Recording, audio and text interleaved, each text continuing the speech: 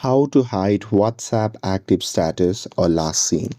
Hey everyone, welcome back to the channel. In today's video, I'll show you how to hide WhatsApp active status or last seen. So now, without further ado, let's get started. So here, first thing first, open the WhatsApp app on your phone. And now here, once you're inside the app, just tap on the three dot icon shown in the top right corner of the screen. And now here from the drop down menu that appears, you can just select settings. And now here, once you're inside the settings section, you can simply scroll down and select privacy.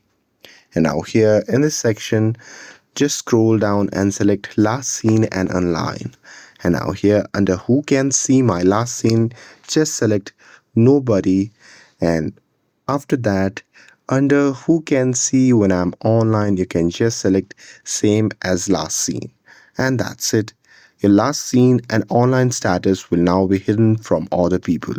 But keep in mind that when you hide your last seen and online status, you also won't be able to see these details for other people as well. And that's it.